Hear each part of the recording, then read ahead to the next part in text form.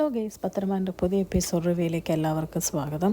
അങ്ങനെ മുത്തശ്ശനും മുത്തശ്ശിയും നയനയുടെ കാര്യം പറഞ്ഞുകൊണ്ടിരിക്കുക കേട്ടോ. മുത്തശ്ശൻ പറയുന്നുണ്ട്, മോൾ ഇതുവരെ വന്നില്ലല്ലോ എന്ന് പറയുമ്പോഴേക്കും മുത്തശ്ശി അറിയാം, ഞാൻ കഴിഞ്ഞ ദിവസം വിളിച്ചായിരുന്നു, മോളുടെ ശബ്ദത്തിനൊക്കെ ഭയങ്കര ക്ഷീണം, ചോദിച്ചപ്പോൾ പനിയും ചെറിയ ജലദോഷക്കോളൊക്കെയാണെന്നാണ് പറഞ്ഞത് എന്നൊക്കെ പറയുവാണ്. ഇതൊക്കെ കേട്ട് മുത്തശ്ശൻ ഇങ്ങനെ ആലോചിച്ചിരിക്കുവാണ്. എന്നിട്ട് പറയുവാണ്, ദേവയാനി ഇനിയെങ്കിലും ആ കൊച്ചിനെ ഒന്ന് സ്നേഹിച്ചാൽ മതിയായിരുന്നു, പറഞ്ഞിട്ട് കാര്യമൊന്നുമില്ല എന്നൊക്കെ പറഞ്ഞ് അവർ പരസ്പരം ഇങ്ങനെ സംസാരിച്ചുകൊണ്ടിരിക്കുവാണ്. കഴിയുമ്പോൾ മുത്തശ്ശനും മുത്തശ്ശിയും ഇടയ്ക്ക് നയനേനെ ഒന്ന് പോയി കാണണം എന്നൊക്കെ ഇങ്ങനെ തീരുമാനിച്ചുകൊണ്ടിരിക്കുക കേട്ടോ. പിന്നെ കാണിക്കുന്ന ആദർശിനെയാണ്. ആദർശം മുറി വന്ന് വാതിലൊക്കെ അടച്ചിട്ട് ഇങ്ങനെ ഇരിക്കുമ്പോൾ നയനേനെ ആകെ മിസ് ചെയ്യുക കേട്ടോ.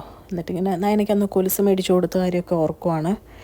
അത് കഴിയുമ്പോഴത്തേക്കും ഇങ്ങനെ ചിന്തിക്കുവാണ്, ഇപ്പോൾ ഒരു ദിവസം പോലും അവളില്ലാതെ എനിക്ക് പറ്റുന്നില്ലല്ലോ ദൈവമേ എന്നിങ്ങനെ ചിന്തിച്ചിരിക്കുമ്പോൾ നയനയുടെ കോള് വരും കേട്ടോ.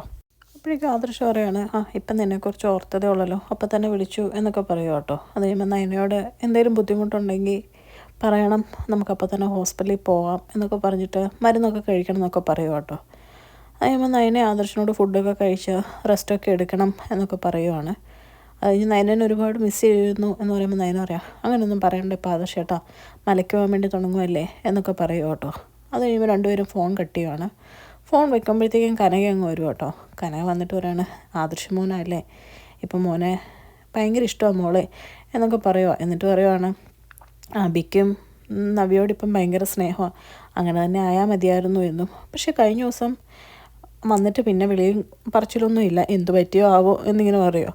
ഇത് കേൾക്കുമ്പോഴേക്കും നയനയ്ക്കാകെ വിഷമമാവുകയാണ് കേട്ടോ. അപ്പം നയന പറയുന്നുണ്ട്, അവരമ്മ വല്ല ചെറിയ സൗന്ദര്യപ്പണക്കം വല്ലതും ഉണ്ടായി കാണും അമ്മേ എന്ന് പറയുവാണ്. അപ്പോഴേക്കും കനക പറയുന്നുണ്ട്, അങ്ങനെ ആയാൽ മതിയായിരുന്നു, ഞാനെങ്കിലും നവ്യമോളോട് പറഞ്ഞു കൊടുത്തു, കുറേയൊക്കെ മോൾ അഡ്ജസ്റ്റ് ചെയ്യണമെന്ന്, എല്ലാം ശരിയാവുമായിരിക്കും എന്നൊക്കെ പറഞ്ഞിട്ട് അവിടെ നിന്ന് എഴുന്നേറ്റ് പോവുക കേട്ടോ.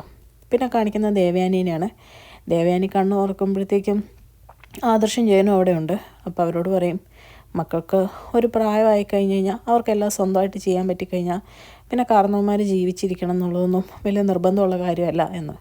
ഇത് കേൾക്കുമ്പോഴേക്കും ആദർശം പറയാണ്, അമ്മ എന്താ അമ്മ ഇങ്ങനെയൊക്കെ പറയുന്നിരിക്കുമ്പോൾ, അല്ല നിങ്ങൾ രണ്ടും ഏറ്റവും കൂടുതൽ സ്നേഹിച്ചിരുന്നത് എന്നെയാണ്. അനസ്തേഷ്യ കൊടുക്കുന്ന സമയത്ത് പോലും നിൻ്റെ അച്ഛൻ പറഞ്ഞത് സ്വന്തം മരുമോളെ മനസ്സിലാക്കണം എന്നാണ്. എന്നെ പറ്റിയുള്ള ചിന്തയൊക്കെ നിങ്ങൾക്ക് പണ്ടേ പോയി എന്ന് എനിക്കതിൽ നിന്ന് മനസ്സിലായി.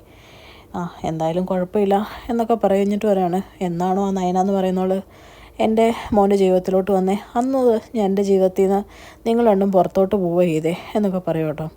ഇതൊക്കെ കേൾക്കുമ്പോൾ ജയൻ പറയുന്നുണ്ട്, നീ എന്താ ദേവയാനി ഈ പറയുന്നേ എന്ന് ചോദിക്കുവാണ്. അപ്പോഴത്തേക്കും ആദർശം പറയുന്നുണ്ട്, വേണ്ടച്ചാ അമ്മയൊന്നും പറയണ്ട, അമ്മയ്ക്ക് ഇനി പ്രഷർ കൂട്ടണ്ട എന്നൊക്കെ പറയുവാണ്. കഴിയുമ്പോൾ ദേവേണ്ടി പറയണം, ഞാൻ പ്രഷർ കൂട്ടിയതല്ല, എൻ്റെ വിഷമം പറഞ്ഞതേ ഉള്ളൂ എന്ന് പറയുവാണ്. അത് കഴിയുമ്പോഴത്തേക്കും കാണിക്കുന്ന അനാമികേനെയാണ്. അനാമിക ജാനകി ഫുഡ് ഉണ്ടാക്കുന്നിടത്ത് വന്നിട്ട് എന്താ അമ്മ ഉണ്ടാക്കുന്നതെന്നൊക്കെ ചോദിക്കുമ്പോൾ ജാനകി പറയുന്നുണ്ട്, അച്ഛന് ആവി വേവിച്ച ഭക്ഷണം ഇഷ്ടം, അതുകൊണ്ട് ഇന്ന് ഇഡ്ഡലിയും സാമ്പാറും മോളെ, മോൾക്ക് എന്താ ഇഷ്ടം എന്ന് വെച്ചാൽ പറഞ്ഞാൽ മതി, അമ്മ അത് ഉണ്ടാക്കി തരാം എന്ന് പറയുവാണ്. അപ്പം അനാമിക പറയുന്നുണ്ട്, അതൊന്നും വേണ്ട, ഇവിടെ എന്താണോ അമ്മ ഉണ്ടാക്കുന്നത് എല്ലാവർക്കും അത് ഞാൻ കഴിച്ചോളാം എന്ന് പറയുവാണ്. ഇത് കണ്ടുകൊണ്ട് നവ്യ അങ്ങ് വരുവാണ് കേട്ടോ. എന്നിട്ട് നവ്യ ജാനകിയോട് ചോദിക്കുന്നുണ്ട്, എങ്കിൽ എനിക്കിഷ്ടപ്പെട്ട എന്താണെന്ന് വെച്ചാൽ ഉണ്ടാക്കി തന്നു എന്ന് പറയുമ്പോഴേക്കും ജാനകിക്ക് നല്ല ദേഷ്യം വരുവാണ്. ജാനകി പറയുന്നത്, നിനക്ക് ഇഷ്ടപ്പെട്ട എന്തിനാണ് ഞാൻ ഉണ്ടാക്കി തരുന്നത്, നിനക്ക് ഇഷ്ടപ്പെട്ട ഉണ്ടാക്കി തരാൻ ഞാൻ നിൻ്റെ വേലക്കാരത്തിയൊന്നുമല്ല, നിനക്ക് എന്തെങ്കിലും വേണമെന്നുണ്ടെങ്കിൽ നീ തന്നെ ഉണ്ടാക്കി തിന്നണം, അല്ലെങ്കിൽ നിൻ്റെ അനിയത്തിയില്ലേ അവളെ വിളിച്ചുകൊണ്ട് നിർത്തി അവളോട് പറയണമെന്ന് പറയും കേട്ടോ. അപ്പോഴത്തേക്ക് ഇത് കേൾക്കുമ്പോൾ നവ്യ ചോദിക്കുന്നുണ്ട്, അതിപ്പോൾ നിങ്ങൾ ഇവക്ക് ഉണ്ടാക്കി കൊടുക്കാമെന്ന് പറഞ്ഞല്ലോ, പിന്നെ എൻ്റെ വീട്ടിലൊരു കുഞ്ഞുള്ളതാണ്, അപ്പോൾ പിന്നെ ഉണ്ടാക്കി തരുന്നതിൽ എന്തോ കുഴപ്പമെന്ന് ചോദിക്കുവാണ്. അത് കേൾക്കുമ്പോഴത്തേക്കും ജാനകി പറയുന്നുണ്ട്, നിൻ്റെ വയറ്റിൽ കുഞ്ഞുണ്ടെങ്കിൽ നിൻ്റെ അമ്മായിമ്മയോട് പറയണം, അല്ലാതെ എന്നോടല്ല പറയണ്ടേന്ന് പറയുവാണ്. ഇത് കേൾക്കുമ്പോഴേക്കും അനാമിക പറയുന്നുണ്ട്, അതിന് അഭിയേട്ടൻ്റെ കുഞ്ഞെന്ന് അഭിയേട്ടൻ പോലും ഇതുവരെ സമ്മതിച്ചിട്ടില്ല, അഭിയേട്ടൻ്റെ അമ്മയെ സമ്മതിച്ചില്ല, പിന്നെ അവരെന്തിനാ ഈ കുഞ്ഞിൻ്റെ ഊട്ടാൻ നിൽക്കുന്നത് എന്നിങ്ങനെ കളിയാക്കി പറയും കേട്ടോ. ഇത് കേൾക്കുമ്പോഴത്തേക്കും നവ്യക്ക് നല്ല ദേഷ്യം വരുവാണ്. നവ്യ എടുത്തടിച്ചോളം പറയുന്നുണ്ട്, അങ്ങനെ അറിയാൻ പാടില്ലാത്ത നീ നിൻ്റെ അച്ഛൻ്റെ മോളാന്ന് നിൻ്റെ അമ്മ പറഞ്ഞിട്ടുള്ള അറിവല്ലേ നിനക്കുള്ളൂ, അങ്ങനെയാണെന്നുണ്ടെങ്കിൽ ഇത് അബിയുടെ കുഞ്ഞാന്ന് ഞാൻ പറഞ്ഞിട്ടുള്ള അറിവിൻ്റെ കാര്യമേ ഉള്ളൂ എന്ന് പറയും കേട്ടോ. ഇത് കേൾക്കുമ്പോഴേക്കും ജാനകിക്ക് നല്ല ദേഷ്യം വരുവാണ്. ജാനകി പറയാണ്, എടി നിന്നെ ഞാനുണ്ടല്ലോ ചൂടുവെള്ളം ഞാൻ കോരി ഒഴിക്കും എന്ന് പറയുമ്പോഴേക്കും നവ്യ പറയാം, എന്ന് ഞാൻ കൈ കെട്ടി നോക്കി നിൽക്കുമെന്നാണ് നിങ്ങളുടെ വിചാരം എന്ന് പറഞ്ഞ് അവിടെ നിന്ന് പോവുക കേട്ടോ. ജാനകിക്കും അനാമികയ്ക്കും അടി കിട്ടിയ പോലെ ആവുകയാണ്. നേരെ വെള്ളോട്ട് വന്നിട്ട് നവ്യ ജലജയോട് പറയുന്നുണ്ട്, എനിക്ക് ഇന്ന് രാവിലെ പുട്ടും കടലയും കഴിക്കാൻ വന്നേ, നിങ്ങൾ എത്രയും പെട്ടെന്ന് അത് ഉണ്ടാക്കി തരാൻ നോക്ക് എന്ന് പറയുവാണ്. ഇത് കേൾക്കുമ്പോൾ ജലജ പറയാണ്, ഓ നിനക്ക് ഉണ്ടാക്കി തരാനാണ് ഞാൻ വിളിക്കുന്നത്. അത് നിനക്ക് ജാനകിയോട് പറയാൻ പാടില്ലേ, അവൾ അടുക്കളയിലുണ്ടല്ലോ എന്ന് പറയുമ്പോഴേക്കും അവ അറിയുന്നുണ്ട് അവരവരുടെ മരുമൊക്കെ ഉണ്ടാക്കി കൊടുക്കുന്നുണ്ട്. നിങ്ങളല്ലേ എനിക്ക് ഉണ്ടാക്കി തരണ്ടേ, നിങ്ങൾക്ക് ഉണ്ടാക്കി തരാൻ എന്തെങ്കിലും ബുദ്ധിമുട്ടുണ്ടെങ്കിൽ എന്നോട് പറഞ്ഞാൽ മതി, ഞാൻ ഈ വീഡിയോ ഇവിടെ എല്ലാവരെയും കാണിക്കാമെന്ന് പറയും കേട്ടോ. ഇതൊക്കെ കേട്ട് കലി തുള്ളി ജലജ അവിടെ നിന്ന് പോവുകയാണ്. പോകുന്ന വഴിക്ക് അബിയെ കാണുമ്പോൾ ചോദിക്കും, ഓഹോ നിനക്ക് വല്ലോ ക്ഷേത്രത്തിലും പോയി പ്രാർത്ഥിക്കുകയോ വല്ല ഭജന ഇരിക്കുകയോ ചെയ്യാൻ പാടില്ലേ, നിനക്ക് എന്തായാലും ശബരിമലയ്ക്ക് പോകാൻ സമയമായല്ലോ, അങ്ങനെയും ആ ഒഴിയാബാധ ഇവിടെ നിന്ന് ഒഴിഞ്ഞു പോയേനേയും എന്ന് പറയും കേട്ടോ. അത് കഴിയുമ്പോൾ അബിയോട് പറയുന്നുണ്ട്, ദേ ഇപ്പോൾ അവൾക്ക് ഫുഡ് ഉണ്ടാക്കി കൊടുക്കണമെന്ന്, എന്തൊരവസ്ഥയാണോ എന്ന് പറയുമ്പോഴേക്കും അബി പറയുന്നുണ്ട്, ഓ എന്തൊക്കെ പറഞ്ഞാലും ആ നയന ഇവിടെ ഉണ്ടായിരുന്നപ്പം വായിക്ക് രുചിയായിട്ട് എന്തെങ്കിലും കഴിക്കായിരുന്നു എന്ന് പറയുമ്പോഴത്തേക്കും ജലജ പറയണം, ഓ നീ ഇനി അവളുടെ ഭാഗം കൂടുവാണോ, നീ മാത്രമേ ഇനി അവളെ പുകഴ്ത്താൻ ബാക്കിയുണ്ടായിരുന്നുള്ളൂ, ഇപ്പം അതും പൂർത്തിയായി എന്ന് പറയണം.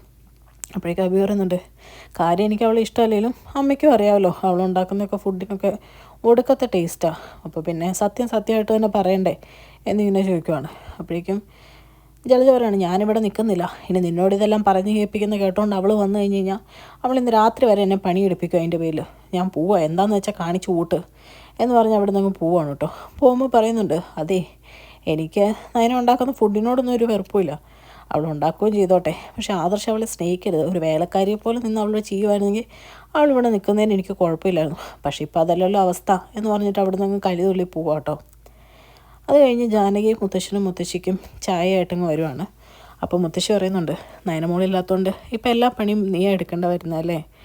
അത് കഴിയുമ്പോൾ പറയുന്നുണ്ട്, എങ്കിലും നവ്യമോളുടെ ആഗ്രഹം എന്താണെന്ന് വെച്ചാൽ നോക്കിയും കണ്ടും ചെയ്തു കൊടുക്കണം എന്ന് പറയുമ്പോഴേക്കും ജാനകി പറയുന്നുണ്ട്, അതെന്തിനമ്മേ അത് ഞാൻ ചെയ്യുന്നത്, അതുമാത്രമല്ലോ എനിക്ക് എൻ്റെ മരുമോളുടെ കാര്യം നോക്കണ്ടേ, ആ കൊച്ച് വലിയൊരു വീട്ടിൽ നിന്ന് വന്നതാണ്, ഈ വീടിൻ്റെ അന്തസ്സിന് യോജിച്ച് വന്ന ഒരേ ഒരു മരുമോളും, അപ്പോൾ അതിൻ്റെ കാര്യം എന്താണെന്ന് വെച്ചാൽ നോക്കണമല്ലോ, അതിനെ വിഷമിപ്പിക്കാൻ പറ്റുമോ എന്നൊക്കെ ഇങ്ങനെ സ്വന്തം മരുമോളെ പറ്റി പറയുവാണ്.